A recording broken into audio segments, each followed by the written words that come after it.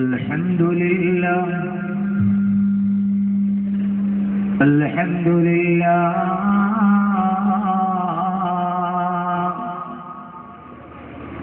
الذي رفع السماوات ووضع الميزان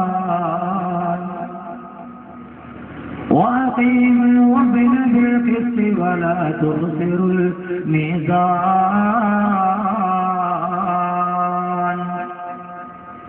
وأشهد أن لا إله إلا الله وحده لا شريك له شهادة تدخلنا دار الإحسان وأشهد أن سيدنا ومولانا محمدا عبده ورسوله سيد الإنس والجان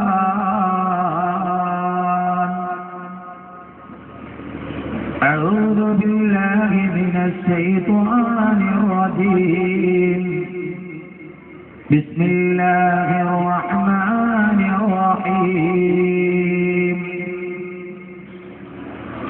وقال رجل مؤمن من آل فرعون يكتم إيمانه أتقتلون رجلا أن يقول ربي الله وقد جاءكم بالبينات من ربكم وإن يك كاذبا فعليه كذبه وإن يك صادقا يصبكم بعض الذي يعدكم إن الله لا يهدي من هو مسرف كذاب. صدق الله مولانا العلي العظيم. وقال نبينا وحبيبنا ورسولنا وقائدنا وأسوتنا محمد صلى الله عليه وسلم من قال لا إله إلا الله تنفع من قالها حتى ترد عنهم العذاب والنقمة ما لم يستخفوا بحقها. قيل ما الاستخفاف يا رسول الله؟ قال يظهر العمل بمعاصي الله لم ينكر ولم يغير. صدق رسوله النبي المصطفى الأمين عليه وعلى آله وأهل بيته أفضل الصلوات وأزكى التسليم. ബഹുമാനരായ സമാദരണീയരായ ബഹുമാന്യനായ അബ്ദുൽ നാസർ മഅദനിയെ മനസ്സിൽ സ്നേഹിക്കുന്നു. ആ സ്നേഹത്തിന്റെ ബഹിർസ്ഫുരണമായി ഈ പാതിരാവിൽ ഒരുമിച്ച് കൂടിയ പ്രിയപ്പെട്ട സഹോദരങ്ങളെ സഹോദരിമാരെ, അസ്സലാമു അലൈക്കും വറഹ്മത്തുള്ളാഹി തആല വബറകാതുഹു. ഇതര സഹോദര സമുദായത്തിൽപ്പെട്ട ആരെങ്കിലും ഈ ശബ്ദം ശ്രദ്ധിക്കുന്നുവെങ്കിൽ അവർക്കെന്റെ ഇസ്ലാമിക തത്വാധിഷ്ഠിത അഭിവാദനം.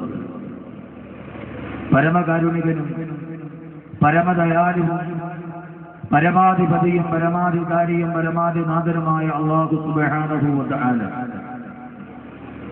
നമ്മിൽ നിന്ന് മറഞ്ഞുപോയ നമ്മുടെ മാതാപിതാക്കൾ, ബന്ധുമിത്രാദികൾ, സഹോദരീ സഹോദരന്മാർ, ദുആ കൊണ്ട് നമ്മോട് വസിയ്യത്ത് ചെയ്തവർ, ഇൽമിന്റെ വഴികളിൽ നമ്മുടെ സഹായികളായിരുന്നവർ, നമ്മുടെ അഭ്യുദയാകാംക്ഷികൾ, എല്ലാത്തിലും ഉപരി ഈ പരിപാവനമായ മജ്‌ലിസുൽ ഇൽമിന്റെ തീരങ്ങളിലേക്ക് നമ്മെ കൈപിടിച്ച് നടത്തിയ അഭിമന്യരായ നമ്മുടെ ഗുരുനാഥന്മാർ, എല്ലാവരുടെയും കബറിടങ്ങളെ അല്ലാഹു സുബ്ഹാനഹു വ തആല വിശാലമാക്കി കൊടുക്കുമാറാകട്ടെ.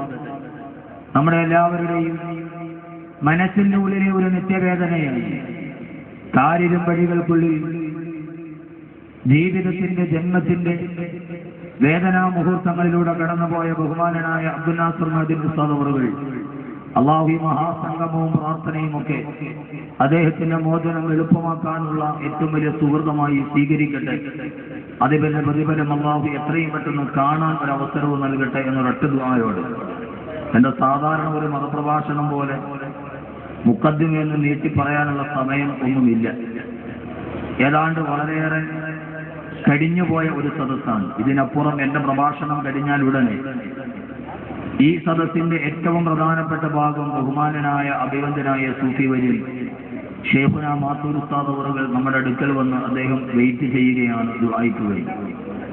നാടിന്റെ നാനാഭാഗത്തു നിന്ന് ആളുകൾ എത്തിച്ചേർന്നതും അവസാനം ആ ദുആയിൽ അൽഹംദുലില്ലാ നീതിപീഠത്തിന് കഴിയാത്തതും മനുഷ്യന് കഴിയാത്തതും ദുആ എന്ന് പറയുന്ന വിശ്വാസിയുടെ ആയുധത്തിന് കഴിയും. അതിനൊരു ഒന്നിച്ചിരുന്ന അബ്ദുൽ നാസർ മഅദനി ഉസ്താദിനോ അവറുകളോട് മനസ്സിൽ സ്നേഹം കാത്തു സൂക്ഷിക്കുന്നവർ അവസാനം ഒരു ആമീൻ കൂടി പറഞ്ഞു വേണം പിരിയാൻ എന്ന് ഓർമ്മിപ്പിച്ചു. ഖൈറുൽ കലാമി മാ കല്ല വദല്ല. അരോചകമാകും വിധം സുദീർഘമാവാത്ത അർത്ഥദ്യോതകവും ആശയസമ്പുഷ്ടവും അർത്ഥവൈപുല്യവും അർത്ഥസമ്പുഷ്ടവുമായ പ്രഭാഷണമാണ് അത്യുത്തമമെന്ന ആപ്തവാക്യം ആദ്യം എന്റെ പ്രഭാഷണത്തിൽ തന്നെ പാലിച്ചു. കൂടുതൽ സമയം കവർന്നെടുക്കാതെ ഏറ്റവും കൂടിയാണ് എനിക്കൊരു 1 മണിക്കൂറാണ് കിട്ടുക. ധാരാളം മഅദനിയുടെ മനുഷ്യാവകാശ ലംഘനവും മഅദനി അനുഭവിക്കുന്ന ജുഡീഷ്യറിയുടെ നീതി നിഷേധവും ഒക്കെ വളരെ വിശാലമായി ഒരു 5-6 മണിക്കൂറായി സവിസ്തരം പ്രതിപാദിക്കപ്പെട്ട ഒരു സദസ്സാണ്. ആ ഒരു ഭാഗത്തെക്കുറിച്ച് ഞാൻ പറയുന്നില്ല. ഒറ്റ വാക്കിൽ കേരളത്തിലെ അറിയപ്പെട്ട എഴുത്തുകാരൻ ജോർജ് ഓണക്കൂർ പറഞ്ഞ ഒരു വാക്ക് ഞാൻ കടമെടുക്കുകയാണ്. ഇന്ത്യയുടെ ജുഡീഷ്യറി അതൊരു ചിലന്തി വലയാണ്. ചിലന്തി വലയിൽ സാധാരണ ആന കുടുങ്ങാറില്ല. ചിലന്തി വലയിൽ സാധാരണ ചീങ്കണ്ണിയും മുതലയും കുടുങ്ങാറില്ല. ഇന്ത്യ രാജ്യത്തിന്റെ ജുഡീഷ്യറി അതൊരു ചിലന്തി വലയാണ്. ആ ചിലന്തി വലയിൽ എപ്പോഴും കുടുങ്ങുന്നത് എങ്ങാനും കെട്ടുപോയാൽ പിന്നെ പറക്കാനറിയാത്ത പാവപ്പെട്ട ചിലന്തികളോ ചെറിയ പറന്നു പോകുന്ന പാറ്റകളോ ആണ്. ഭൂമിയിൽ കിടന്ന് ചിഹ്നം വിളിക്കുന്ന കാട്ടാന ചിലന്തി വലയിൽ കുടുങ്ങില്ല. അതിലൂടെ കുടുങ്ങുന്നത് അന്നം തേടി അപ്പുറത്തുകൂടി പറന്നു പോകുന്ന ഒരു കൊച്ചു പ്രാണി. അതിൽ പെട്ടുപോയാൽ പശ കൊണ്ട് ഒട്ടിപ്പിടിച്ച് കിടന്ന അവസാനം വെപ്രാളപ്പെടുന്ന ഒന്നാണ് ഇന്ത്യയുടെ ജുഡീഷ്യറി. ആ ജുഡീഷ്യറിയിൽ അടങ്ങിയ ആ ജുഡീഷ്യറിയുടെ ചിലന്തി വലയിൽ കുടുങ്ങിപ്പോയ ഒരു കൊച്ചു പ്രാണിയാണ് അബ്ദുൽ നാസർ മഅദനി. ആനകൾ കുടുങ്ങില്ല, മോഡി കുടുങ്ങിയില്ല. 51 വയസ്സുകാരനും മലർത്തിക്കിടത്തി 52 പ്രാവശ്യം വെട്ടിക്കൊന്നവരും ലോകത്ത് ജുഡീഷ്യറിയുടെ കാട് നിൽക്കുമ്പോൾ ഇതേവരെ ഒരു പേനാക്കത്ത് എടുത്തിട്ട് പോറിക്കാത്ത മനുഷ്യൻ വർഷങ്ങളായി ജുഡീഷ്യറിയിൽ കുടുങ്ങുന്നുവെങ്കിൽ അതൊരു ചിലന്തി വലയാണ് എന്ന് തിരിച്ചറിയാനുള്ള യാഥാർത്ഥ്യബോധം ഉണ്ടാവും. അവരൊറ്റ വാക്കിൽ ഈ 1 മണിക്കൂർ കൊണ്ട് ഏതായാലും അതിന്റെ കാര്യങ്ങളോട്ടൊന്നും ഞാൻ കടക്കുന്നില്ല. ഞാൻ എന്റെ വിഷയത്തിലോട്ട് കടക്കുകയാണ്. മഅദനിയും ഖുർആൻ. എന്നെ സംബന്ധിച്ചോളം ഞാനൊരു ഖുർആൻ പ്രഭാഷകനാണ്. എന്റെ പ്രഭാഷണത്തിൽ എനിക്ക് ഏറ്റവും ഇഷ്ടപ്പെട്ട ഒരു വിഷയം ഏതെന്ന് ചോദിച്ചാൽ ആകാശത്തിന് താഴെ ഭൂമിയുടെ മുകളിൽ അത് ഖുർആനിനെ കുറിച്ച് പറയാനാണ് എനിക്ക് താല്പര്യം. എന്റെ പ്രഭാഷണം ഞാൻ അങ്ങനെയാണ് കൊണ്ടുപോകുന്നത്. പലപ്പോഴും ക്ഷണിക്കപ്പെടാതെ ഈ അൻവാർ-ഷരീയുടെ ഗേറ്റ് തുറന്ന് കടന്നു വന്ന ആളാണ്. മഅദനി അറസ്റ്റ് ചെയ്യുന്ന അന്ന് തലേ ദിവസം വരെ. പക്ഷേ ഇന്ന് ക്ഷണിക്കപ്പെട്ട് ഇവിടെ നിൽക്കുമ്പോൾ എല്ലാവരും വളരെ സവിസ്തരം ഇതിന്റെ അപജയങ്ങളെ കുറിച്ചും അപകടങ്ങളെ കുറിച്ചും പറഞ്ഞു. പക്ഷെ നമുക്ക് ചെയ്യാൻ കഴിയുന്നതൊന്ന്, അബ്ദുൽ നാസർ മഅദനി ജയിലിലടക്കപ്പെടുമ്പോൾ അദ്ദേഹത്തിന്റെ മുമ്പിൽ ഒരു കാഴ്ചക്കാരനായി, ഒരു പ്രഭാഷകനായി, അല്ലെങ്കിൽ വാക്കുകൾക്കപ്പുറം നമുക്ക് ചെയ്യാൻ കഴിയുന്ന കർമ്മപദമാണ് അള്ളാഹുവിന്റെ വിശുദ്ധമായ ഖുർആൻ. മഅദനി കടന്നു വന്ന ഒരു സാഹചര്യത്തെ എങ്ങനെയാണ് വിലയിരുത്തുന്നത്? ഖുർആൻ, അള്ളാഹുവിന്റെ ഖുർആനിന്റെ വെളിച്ചത്തിലൂടെ ഞാൻ വിശുദ്ധനായ മഅദനിയെ അവതരിപ്പിക്കാൻ ശ്രമിക്കുകയാണ്. അത് എന്റെ ചിന്തകളാണ്, ഇമാം ബുഖാരിയുടെ ഹദീസല്ല. എന്റെ ചിന്തകൾ, ഖുർആനിലൂടെയുള്ള എന്റെ ചിന്തകൾ മഅദനി ഉസ്താദുമായി ബന്ധപ്പെട്ട് മഅദനിയും ഖുർആനും എന്ന വിഷയത്തിൽ ഞാൻ അവതരിപ്പിക്കുകയാണ്. അല്ലാഹു സുബ്ഹാനഹു വ തആല പറയുവാനും കേൾക്കുവാനും അല്ലാഹു സുബ്ഹാനഹു വ തആല തൗഫീഖ് നൽകി അനുഗ്രഹിക്കുമാറാകട്ടെ എന്ന ഒരൊറ്റ ദുആയോടെ ഞാൻ എന്റെ വിഷയത്തിലോട്ട് കടക്കുകയാണ്. നമ്മൾ എന്താണ് ചെയ്യേണ്ടത്? കർമ്മപദമാണല്ലോ വലുത്. വാക്കുകൾ ആരുടെ നാവിലും ഉണ്ടാവും. പിന്നെ മഅദനി ഉസ്താദിന്റെ പ്രസ്ഥാനത്തിനൊരു ഗുണമുണ്ട്. എന്തെന്നറിയോ? ഈ വാപ്പാടെ ഗുണം മക്കൾക്ക് ഉണ്ടാകും എന്ന് പറഞ്ഞ പോലെ ആവേശത്തിന് ആരും കുറവില്ല. എല്ലാവർക്കും വാക്കുകൾ നല്ല ആവേശത്തിന്റെ ഉച്ചസ്ഥായിൽ വരും. അത് മഅദനി ഉസ്താദും നേതൃത്വം നൽകുന്ന ഒരു പ്രസ്ഥാനമായതുകൊണ്ട് അതിന്റെ ഒരു ചൊവ്വ എല്ലാ പ്രഭാഷണത്തിലുണ്ടാവും. വിചാരങ്ങൾക്കപ്പുറത്തേക്ക് കടന്നു പോകുമ്പോൾ സഹോദരങ്ങളെ, ഞാൻ ഒരല്പനേരം എനിക്ക് വീണ് കിട്ടിയ സമയം എന്റെ സമൂഹത്തിന്റെ മുമ്പിൽ ഞാൻ ഓർമ്മിപ്പിക്കുകയാണ്. അല്ലാഹു സുബ്ഹാനഹു വ തആല തൗഫീഖ് നൽകട്ടെ. ഞാനിവിടെ വന്നപ്പോൾ ശ്രദ്ധിച്ച ഒരൊറ്റ വാക്ക്, ഈരാനിയുടെ പ്രഭാഷണത്തിന് ഞാൻ ഉണ്ടായിരുന്നില്ല. നേരത്തെ എത്തണമെന്ന് കരുതിയെങ്കിലും ജിമായ കണ്ടതിന്റെ കുറച്ച് തിരക്കുണ്ടായിരുന്നു, പെട്ടെന്ന് വരാനെത്തിയില്ല. എന്തുകൊണ്ട് മഅദനിയെ മാത്രം പിടിക്കുന്നു? മഅദനിയേക്കാൾ വലിയ ആളുകൾ ഉണ്ടല്ലോ എന്ന് ചോദിക്കുന്ന ഒരു ചോദ്യമുണ്ട്. അതിന്റെ മറുപടി, മഅദനി ഉസ്താദി അടുത്ത സമയത്ത് തേജസ്സിനൊരു അഭിമുഖം കൊടുത്തു. അദ്ദേഹത്തോട് പത്രലേഖരിച്ച്, എന്താ നിങ്ങളെ മാത്രം ഇങ്ങനെ പിടിക്കുന്നു? അപ്പൊ എന്തെങ്കിലും പല പ്രാവശ്യം ഒരാളെ പോലീസ് അറസ്റ്റ് ചെയ്യണമെങ്കിൽ എന്തെങ്കിലും അതിലുണ്ടാവില്ലേ എന്ന് ന്യായമായി സംശയിക്കുന്നവരോട് മഅദനി ഉസ്താദ് പറഞ്ഞൊരു മറുപടിയുണ്ട്. ഒരു തീവ്രവാദിയെ ഇന്ത്യ രാജ്യത്തിന്റെ മുമ്പിൽ, ലോകത്തിന്റെ മുമ്പിൽ സമർപ്പിക്കാൻ ഏറ്റവും നല്ല വേഷവും അനുയോജ്യമായതെന്റേതാണ്, ഏറ്റവും വലിയ ഭാഷയും അനുയോജ്യമായതെന്റേതാണ്. അതുകൊണ്ട് തന്നെ ഭാഷ കൊണ്ടും വേഷം കൊണ്ടും, ചിലപ്പോൾ ഞാൻ വേഷം കൊണ്ടാവും, ഭാഷ കൊണ്ടാവില്ല, വേഷം കൊണ്ടും ഭാഷ കൊണ്ടും ഇയാൾ തീവ്രവാദിയാണ് എന്ന് പറയാൻ കഴിയുന്ന ഇന്ത്യ രാജ്യത്തിലെ ഏക അടയാളം ഞാനാണ്. അതുകൊണ്ടാണ് ഞാൻ പിടിക്കപ്പെടുന്നത്. അതൊരു വലിയ വാക്കുകളാണ്. അല്ലാഹു സുബ്ഹാനഹു വ തആല അർഹിക്കുന്ന ഗൗരവത്തിൽ അല്ലാഹു മുഖവിലെടുക്കാൻ തൗഫീഖ് നൽകുമാറാകട്ടെ. അതുകൊണ്ട് ഇതുവരെ വന്ന പ്രഭാഷണത്തിന്റെ ആ ആവേശമൊന്നും ഉണ്ടാവില്ല. ഞാൻ ഖുർആന്റെ ആയത്തുകളോട് സംസാരിക്കാൻ ആഗ്രഹിക്കുകയാണ്. അല്ലാഹു തൗഫീഖ് നൽകട്ടെ എന്ന ദുആയോടെ നിങ്ങളുടെ എല്ലാവരെയും അനുമതിയോടെ ഞാൻ എൻ്റെ വിഷയത്തിലോട്ട് കിടക്കുകയാണ്. കർമ്മപദമാണ് വരുന്നത്. വാക്കുകൾ ഏത് നാവിലും മുതിർന്നു വീഴും. ഭാഷണം. അതുകൊണ്ട് ഇത്രയേറെ വൈകിയ ഒരു സദസ്സിൽ കൂടുതൽ ഒരു ആമുഖത്തിന്റെ ഭാഷണം അതത്ര ഭൂഷണമല്ല എന്ന് മനസ്സിലാക്കി ഞാൻ എൻ്റെ വിഷയത്തിലോട്ട് കിടക്കുന്ന അല്ലാഹു നമ്മേവരെയും സ്വീകരിക്കുമാറാണ്. ലോകചരിത്രത്തിൽ അധിനിവേശത്തിനെതിരെ, ആധിപത്യത്തിനെതിരെ, വൈദേശിക ആധിപത്യത്തിനെതിരെ ലോകചരിത്രത്തിൽ തുല്യതമില്ലാത്ത പോരാട്ടം നയിച്ചു അവസാനം സൈനിക സാമ്രാജ്യത്വ ശക്തികൾ ഒരുക്കിയ തൂക്കുകയറിൽ വിശുദ്ധമായ ഖുർആൻ കയ്യിൽ പിടിച്ച് പെടഞ്ഞു മരിച്ചുപോയ ലോകചരിത്രത്തിലെ ഏറ്റവും വലിയ പടനായകനാണ് ലിബിയൻ സൈകതപൂവിലെ ഗർജിക്കുന്ന സിംഹം, ദ ലയൺ ഓഫ് ഡിസേർട്ട് എന്ന അപരനാമത്തിൽ അറിയപ്പെടുന്ന ഉമർ മുഖ്താർ. ആ ഉമർ മുഖ്താറിനെ കുറിച്ച് ലോകപ്രശസ്തനായ ഡോക്ടർ മുസ്തഫ അക്കാദ് നിർമ്മിച്ച ഒരു ഡോക്യുമെന്ററിയുണ്ട്. ഉമർ മുഖ്താർ എന്ന് പറയുന്ന ലോകചരിത്രത്തിലെ ഏറ്റവും വലിയ ആരുടെ മുമ്പിലും വഴങ്ങിക്കൊടുക്കാത്ത ആദർശത്തിന്റെ പ്രതീകമായ തൂക്കുകയറിൽ കിടന്ന് ശരീരം കിടന്ന് പിടയ്ക്കുമ്പോഴും വിശുദ്ധമായ ഖുർആന്റെ ആയത്തൊടിയിട്ട് മരണപ്പെട്ടു പോയ മുഖ്താർ, ഉമർ മുഖ്താർ എന്ന് പറയുന്ന ആ മനുഷ്യന്റെ ചരിത്രം രേഖപ്പെടുത്തുന്ന ഒരു ഡോക്യുമെന്ററി ഡോക്ടർ മുസ്തഫ അക്കാദ് രചിച്ചിട്ടുണ്ട്. ആ ഡോക്യുമെന്ററി അവസാനിക്കുന്നത് ഇങ്ങനെയാണ്: ഉമർ മുഖ്താറിനെ ബെനിറ്റോ മുസോളിനി എന്ന ഏകാധിപതിയുടെ, സർവാധിപതിയുടെ, സ്വേച്ഛാധിപതിയുടെ പട്ടാളക്കാർ ബെനിറ്റോ മുസോളിനിയുടെ പട്ടാളക്കാർ ഉമർ മുഖ്താറിനെ തൂക്കിലേറ്റുമ്പോൾ തൂക്കിൽ കിടന്ന് പിടഞ്ഞ് ഉമർ മുഖ്താറിന്റെ അവസാനത്തെ ചലനം നിലക്കും. ആ അവസാനത്തെ ചലനം നിലക്ക് ഉമർ മുഖ്താർ തൂക്കുകയറിൽ കിടന്ന് പിടയുമ്പോൾ അദ്ദേഹത്തിന്റെ കണ്ണിൽ വെച്ചിരിക്കുന്ന കണ്ണട മെല്ലെ ഒന്ന് പിടച്ചിലിന്റെ ഇടയിൽ താഴോട്ട് തിരിയുന്നു. ആ ഡോക്യുമെന്ററി അവസാനിക്കുന്നത് ഇങ്ങനെയാണ്. ആ ഡോക്യുമെന്ററിയുടെ ക്ലൈമാക്സ് ഇങ്ങനെയാണ്: പോരാട്ടത്തിന്റെ സമരവീര്യത്തിലൂടെ കടന്നുപോയ ഉമർ മുഖ്താർ അദ്ദേഹത്തിന്റെ ശരീരത്തിന്റെ അവസാനത്തെ ശ്വാസം നിലക്കുമ്പോൾ തങ്ങൾക്കെതിരെ നിന്നവനെ ഈ ലോകത്ത് അവസാനിപ്പിച്ചു എന്ന് ബെനിറ്റോ മുസോളിനിയുടെ പട്ടാളക്കാർ കരഘോഷങ്ങൾ മുഴക്കുമ്പോൾ ആ സമയത്ത് ഉമർ മുഖ്താറിന്റെ കണ്ണിൽ നിന്ന് ചാഞ്ഞു വീണ ഒരു കണ്ണട, ആ കണ്ണട ഒരു കൊച്ചുകുട്ടി നടന്നു വന്ന് ആ കൊച്ചുകുട്ടി ഉമർ മുഖ്താറിന്റെ മൂക്കത്ത് ചാഞ്ഞിരിക്കുന്ന കണ്ണട കയ്യിലെടുത്തിട്ട് ആ കുട്ടി മുമ്പോട്ട് നടന്നു പോകുന്നു. അതോടെ ഡോക്യുമെന്ററി അവസാനിക്കുന്നു. മുസ്തഫ അക്കാദ് എന്ന് പറയുന്ന സംവിധായകൻ അതിലൂടെ പറഞ്ഞത് ഒരു വലിയ സന്ദേശമാണ്. മുസ്തഫ അക്കാദ് പറഞ്ഞു കൊടുത്ത ലോകത്തിന്റെ ചരിത്രം ഉമർ മുഖ്താർ കരുമരത്തിൽ പിടഞ്ഞു കിടിഞ്ഞ് തീർന്നു പോയാലും ആ ഉമർ മുഖ്താറിന്റെ മുഖത്ത് വെച്ചിരിക്കുന്ന സ്വാതന്ത്ര്യ സമര പോരാട്ടത്തിന് സാക്ഷ്യം വഹിച്ച 1000 തന്റെ ജനതകളുടെ ഏറ്റവും വലിയ അക്രമത്തെ കണ്ടുകൊണ്ട് മുസ്തഫ അക്കാദ് ആ ഉമർ മുഖ്താറിനെ കാണാൻ സഹായിച്ച കണ്ണട കയ്യിലെടുത്തുകൊണ്ടു പോകുന്ന ആ കൊച്ചുകുട്ടി പിന്നീട് ഒരു ഉമർ മുഖ്താറായി ലോകത്ത് ജന്മമെടുക്കും. ഉമർ മുഖ്താറിന്റെ തലമുറ അവസാനിക്കുന്നില്ല. ആ കണ്ണട എടുത്തുകൊണ്ടുപോയ കൊച്ചുകുട്ടി ഇനിയും വേണ്ടൊരു രണ്ടാം ഉമർ മുഖ്താറായി ഈ ലോകത്ത് ജന്മമെടുക്കുമ്പോൾ ആ ജന്മത്തിന്റെ ഏറ്റവും വലിയ സാഫല്യമാണ് ഉണ്ടാകുന്നത് എന്ന് പറയുമ്പോൾ എന്റെ ശബ്ദസഭിക്കാനന്റെ ഊർജ്ജസ്വരായ എന്റെ പ്രിയപ്പെട്ട ചെറുപ്പക്കാരെ, ചരിത്രം അവസാനിക്കാനുള്ളതല്ല. ചരിത്രം അവസാനിക്കാനുള്ളതല്ല. ഉമർ മുഖ്താർ ഒരു മനുഷ്യനിൽ ഒതുങ്ങാനുള്ള ആളല്ല.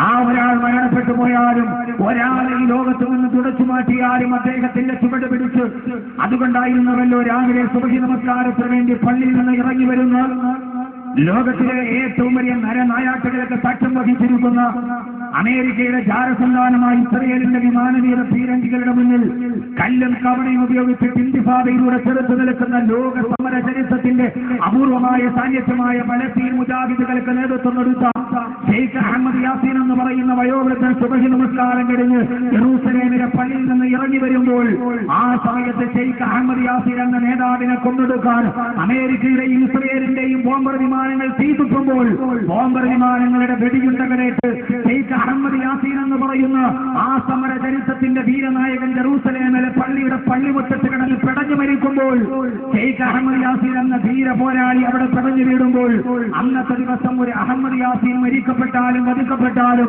അന്ന് ഫലസ്തീനിൽ ജനിച്ച 1200 കുട്ടികൾക്ക് അന്നത്തെ ഉമ്മമാര് പേരിട്ടത് ഷെയ്ഖ് അഹമ്മദ് യാസീൻ എന്നായിരുന്നു. ഒരു അഹമ്മദ് യാസീൻ മരിക്കപ്പെട്ടപ്പോൾ, ഒരു അഹമ്മദ് യാസീൻ വധിക്കപ്പെട്ടപ്പോൾ അന്ന് 1200 കുട്ടികൾക്ക് അഹമ്മദ് യാസീൻ എന്ന് നാമകരണം ചെയ്യപ്പെട്ടുവെങ്കിൽ ആ കുട്ടി പിന്നീട് ചരിത്രത്തിൽ മറ്റൊരു അഹമ്മദ് യാസീൻ ആവില്ല എന്നാര് കണ്ടു? അതുകൊണ്ട് സഹോദരങ്ങളെ, ചരിത്രം അവസാനിക്കാനുള്ളതല്ല, ഉമർ മുഖ്താർ അവസാനിക്കാനുള്ളതല്ല, സലാഹുദ്ദീൻ അയ്യൂബി അവസാനിക്കാനുള്ളതല്ല, അബ്ദുൽ ഖാദിർ ജസായിരി അവസാനിക്കാനുള്ളതല്ല, ഹസനുൽ ഹുലൈബി അവസാനിക്കാനുള്ളതല്ല, ഉമർ സൽമസാനി അവസാനിക്കാനുള്ളതല്ല. ലോകത്തിന്റെ മുന്നിൽ അബ്ദുൽ നാസർ മഅ്ദനിയുടെ പോരാട്ടത്തിന്റെ ചരിത്രം അത് അവസാനിക്കാനുള്ളതല്ല. കാരണം അതുകൊണ്ട് തന്നെ വിശുദ്ധമായ ഖുർആൻ പരിചയപ്പെടുത്തുന്ന ആധിപത്യത്തിനും അധിനിവേശത്തിനും ക്രൂരതകൾക്കും പീഡനങ്ങൾക്കും താടനങ്ങൾക്കുമെതിരെ പോരാടിയ ലോകത്തിന്റെ വിപ്ലവകാരികളുടെ ചരിത്രം വിശുദ്ധമായ ഖുർആൻ പറയുമ്പോൾ ആ ഖുർആൻ പറഞ്ഞ ഒരു ചരിത്രവുമായി അബ്ദുൽ നാസർ മഅ്ദനിക്ക് വളരെയേറെ ബന്ധമുണ്ട് എന്ന് വിശുദ്ധമായ ഖുർആന്റെ അടിസ്ഥാനത്തിൽ ഞാൻ വിലയിരുത്തി. ഖുർആനിൽ പറഞ്ഞ ഒരു 2-3 ആയത്തുകൾ ലോകം കണ്ട ഏറ്റവും വലിയ ദൈക്ഷണികതയുടെ ഏറ്റവും വലിയ പര്യായപദമായ ഒരു ചെറുപ്പക്കാരന്റെ പോരാട്ടവുമായി അബ്ദുൽ നാസർ മഅ്ദനിയുടെ പോരാട്ടത്തിനും അദ്ദേഹം കടന്നു വന്ന പോരാട്ട സമരവീതികൾക്ക് സാമ്യമുണ്ട്. ഖുർആൻ, അല്ലാഹുവിന്റെ ഖുർആന്റെ വെളിച്ചത്തിൽ ഞാൻ ആ വിഷയത്തിലേക്ക് കടക്കുകയാണ്. ഖുർആനും മഅ്ദനിയും അല്ലാഹു മനസ്സിലാക്കാനുള്ള ബോധം നൽകി അനുഗ്രഹിക്കുമാറാകട്ടെ. അള്ളാഹു മനസ്സിലാക്കാനുള്ള ബോധം നൽകി അനുഗ്രഹിക്കട്ടെ. ബോധം എല്ലാവർക്കുമുണ്ട്, പക്ഷെ അതൊരു സ്വബോധമാവണം. ബോധമില്ലാത്തവരാണ്. അബ്ദുൽ നാസർ മഅ്ദനി അനുഭവിക്കുന്നത് നീതി നിർദ്ദേശമാണെന്ന് എല്ലാവർക്കും ബോധമുണ്ട്, പക്ഷെ അതൊരു സ്വബോധമല്ല. ആ ബോധം തന്നെ അവബോധ മനസ്സുമായി കൂട്ടിയിരിക്കുമ്പോൾ ആ ബോധത്തെ വിളിച്ചു പറഞ്ഞാൽ തന്റെ ഒരു ബോധം നഷ്ടപ്പെടുമോ എന്ന ഒരു സ്വബോധമില്ലായ്മയാണ് പലപ്പോഴും സത്യം വിളിച്ചു പറയാൻ ഏറ്റവും വലിയ പ്രശ്നമായി മാറുന്നത്. ഞാൻ കടന്നു വരുന്നത് അബ്ദുൽ നാസർ മഅ്ദനിയുടെ അൻവാസിയയിൽ ഞാൻ പ്രസംഗിക്കുന്നത് ഖുർആനാണ് ഞാൻ പറയുക. ഞാൻ പീഡിപ്പിക്കാരനായതുകൊണ്ട് രാഷ്ട്രീയപരമായി ആശയപരമായി ചിലപ്പോൾ വൈജാത്യങ്ങളുണ്ടാവാം. പക്ഷേ ഞാൻ അബ്ദുൽ നാസർ മഅ്ദനിയെ വിശ്വസിക്കുന്നു നിരപരാധിയാണ്. കാരണം അഹമ്മദ് കബീർ ഇതേവരെ ജീവിതത്തിലെ ഏറ്റവും വലിയ സൗഭാഗ്യമായത് അള്ളാഹുവിന്റെ വിശുദ്ധമായ ഖുർആൻ മനഃപ്പാഠം ചെയ്യാൻ കഴിഞ്ഞിട്ടുണ്ടെങ്കിൽ ആ ഖുർആന്റെ സന്ദേശമാണ് ലോക ജനതയോട് പറയുന്നതെങ്കിൽ ഞാൻ ഏറ്റവും ഇഷ്ടപ്പെടുന്ന ആ ഖുർആൻ കയ്യിൽ പിടിച്ചിട്ടാണ് അബ്ദുൽ നാസർ മഅ്ദനി ഞാൻ നിരപരാധിയാണ് എന്ന് ആവർത്തിച്ചു പറഞ്ഞതെങ്കിൽ ആ ഒരൊറ്റ വാക്ക് മാത്രം അനുസരിച്ചുകൊണ്ട് അത് വിശ്വസിച്ചുകൊണ്ട് 1000 വട്ടം ആരൊക്കെ പറഞ്ഞാലും അബ്ദുൽ നാസർ മഅ്ദനി നിരപരാധിയാണെന്ന് എന്റെ മനസ്സാക്ഷിയുടെ മനക്കോടതിയിൽ മനക്കുത്തില്ലാതെ 1000 വട്ടം ഉറപ്പിച്ചു കൊണ്ടാണ് ഞാൻ പറയുന്നത്. ലോക ചരിത്രവുമായി അബ്ദുൽ നാസർ മഅ്ദനിക്ക് ബന്ധമുണ്ട്. കാരണം എന്തെന്നറിയോ? ഒരു മനുഷ്യൻ ഇവിടെ നിന്ന് പടിയിറങ്ങിപ്പോയി, വീൽ ചെയറിൽ ഇരുന്നു കൊണ്ട് കടന്നുപോയ അബ്ദുൽ സമദ് മാസ്റ്റർ. സഹോദരങ്ങളെ തിരിച്ചറിയണം, ഏകമകനായി ഈജിപ്തിലെ ജയിലറയിൽ ആരുടെയൊക്കെയോ കുതന്ത്രങ്ങൾക്ക് വയറി കിടക്കുകയാണെന്ന് അറിഞ്ഞപ്പോൾ തന്റെ പ്രിയപ്പെട്ട മകൻ ജയിലറയിൽ കിടക്കുന്ന ചിന്ത ഓർത്തിട്ട് കണ്ണിന്റെ കാഴ്ചശക്തി നഷ്ടപ്പെട്ടു പോയി സ്വന്തം കുടിലിന്റെ ചാരത്തിരുന്നിട്ട്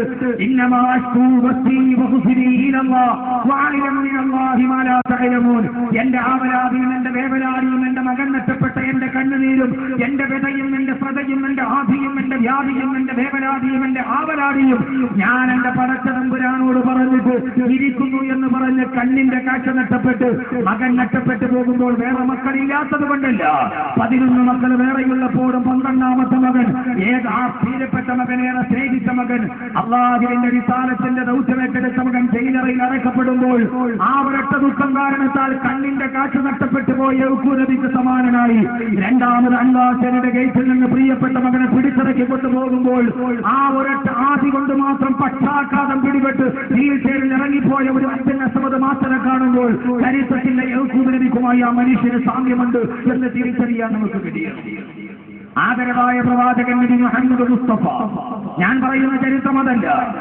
ഒരു ദിവസം അല്ലാഹുവിന്റെ പ്രവാചകൻ ഉഹദിന്റെ രണാങ്കണത്തിന് പരാജയ ഭീതിയിലോട്ട് കടന്നു പോകുമ്പോഴും എല്ലാവരും ഒരുമിച്ച് നിന്ന് ആക്രമിക്കുമ്പോഴും ആ സമയത്ത് ഉടവാൾ വാരിയെടുത്തിട്ട് ഞാൻ കാപട്യമില്ലാത്ത പ്രവാചകനാണടാ എന്ന് പറഞ്ഞ് 100 കണക്കിന് ആളുകൾ എതിരാളികളെ തനിക്ക് നേരെ ഏറ്റവും ഏറ്റവും വലിയ പ്രതിരോധത്തിന്റെ പത്മവ്യൂഹം തകർക്കുന്നു. അതിന്റെ നടുവിൽ ക്ഷീണിതനാകാതെ ഒരു നിമിഷം പോലും സന്ധികൾക്ക് തയ്യാറാകാതെ ഊരി പിടിച്ച വാളുമായി നിന്ന് ലോകം കണ്ട ഏറ്റവും വലിയ ധീരനായ പ്രവാചകൻ നബി മുഹമ്മദ് മുസ്തഫ അള്ളാഹുവിന്റെ പ്രവാചകൻ. പക്ഷേ മനസ്സ് തളർന്ന് കണ്ണുനീരൊലിക്ക് അള്ളാഹുവിന്റെ റസൂൽ പാതിരാ സമയത്ത് പള്ളിയിൽ പോയിരുന്നത് ഒരൊറ്റ സമയത്ത് മാത്രമാണ്. എപ്പോഴെങ്കിലും ഉഹദിന് പരാജയം വന്നപ്പോഴല്ല, ഹംസ ഷഹീദായപ്പോഴല്ല, എല്ലാവരും നഷ്ടപ്പെട്ടു പോയപ്പോഴല്ല, തന്റെ ജീവിതത്തിന്റെ എല്ലാ പരീക്ഷണങ്ങളുടെ തുച്ഛമായ യാഥാർത്ഥ്യങ്ങളിൽ ഒരു ഊർന്നുപടിയായി വലതുഭാഗത്ത് ചേർന്ന് തന്ന പ്രിയപ്പെട്ട ഭാര്യ ആയിഷ റളിയല്ലാഹു തആല അൻഹ അപവാദമേറ്റിട്ട് ആയിഷയുടെ പേരിൽ അപവാദമുണ്ടായി. ആ അപവാദം സഹിക്കാൻ കഴിയാതെ തന്റെ ഭാര്യയുടെ പേരിൽ ഒരു അപവാദമുണ്ടായപ്പോ അത് സഹിക്കാൻ കഴിയാതെ പള്ളിക്കുള്ളിലിരുന്നു കൊണ്ട് ഈത്തപ്പന മരത്തിന്റെ ഓലയിൽ നിന്ന് പൊട്ടിക്കരഞ്ഞ ആദരവായ പ്രവാചകൻ നബി മുഹമ്മദ് മുസ്തഫ അബ്ദുൽ നാസർ മഅദനി എപ്പോഴെങ്കിലും തളരുന്നത് ഞാൻ എന്റെ കണ്ണുകൊണ്ട് കണ്ടിട്ടുണ്ടെങ്കിൽ തന്റെ പ്രിയപ്പെട്ട ഭാര്യ സുഫിയ മഅദനിയെ കളമശ്ശേരി കേസിൽ അപവാദത്തിന് കുടുക്കി അറസ്റ്റ് ചെയ്യപ്പെടുമ്പോൾ മഅദനിയുടെ നാവുകൾ പതറുന്നു എന്നെനിക്ക് തോന്നിപ്പോയിട്ടുണ്ട്. ഞാൻ ആ മനുഷ്യനുമായി ഈ റൂമിലിരുന്ന് ഒറ്റയ്ക്കിരുന്ന് സംസാരിച്ചിട്ടുണ്ട്. ആ ഭാഗം സഹോദരങ്ങളെ, ജീവിതത്തിന്റെ ചരിത്രവുമായി. അതുകൊണ്ട് ഞാൻ പറയുന്നു, അബ്ദുൽ നാസർ മഅദനിക്ക് ഒന്നും നഷ്ടപ്പെട്ടിട്ടില്ല. അബ്ദുൽ നാസർ മഅദനി പ്രവാചകന്മാർ അനുഭവിച്ച തുച്ഛമായ യാഥാർത്ഥ്യങ്ങൾ അനുഭവിക്കുകയാണ്. അള്ളാഹു പാകപ്പെടുത്തുകയാണ് ഒരു മനുഷ്യനെ. ഞാൻ പറയുന്നു, അബ്ദുൽ നാസർ മഅദനിക്ക് നഷ്ടമൊന്നും ഉണ്ടായിട്ടില്ല. എന്താ നഷ്ടമുണ്ടായിട്ടുള്ളത്? ഏത് നഷ്ടമാണ് അബ്ദുൽ നാസർ മഅദനിക്കുണ്ടായിട്ടുള്ളത്? ഭൗതിക ലോകത്തിന്റെ നഷ്ടത്തിനാണ് നിങ്ങൾ പിടിച്ചു കിട്ടിയതെങ്കിൽ ഇൻഷാ അല്ലാഹ് പരലോകത്തിന്റെ തീരാ സൗഭാഗ്യത്തിലേക്ക് അദ്ദേഹം നടന്നു പോവുകയാണ് എന്നുള്ള ഏറ്റവും വലിയ യാഥാർത്ഥ്യം തിരിച്ചറിയാൻ ഈ ഖുർആനിന്റെ ആയത്തുകൾക്ക് നമുക്ക് കഴിയേണ്ടതുണ്ട്. അള്ളാഹു അങ്ങനെയാക്കി കൊടുക്കുമാറാകട്ടെ, അള്ളാഹു അങ്ങനെയാക്കി കൊടുക്കുമാറാകട്ടെ എന്ന ഒരൊറ്റ ആഗ്രഹത്തോടെ ഞാൻ എന്റെ വിഷയത്തിലോട്ട് കിടക്കുകയാണ്. മഅദനിയെ ഖുർആനുമായി ബന്ധിപ്പിക്കുന്ന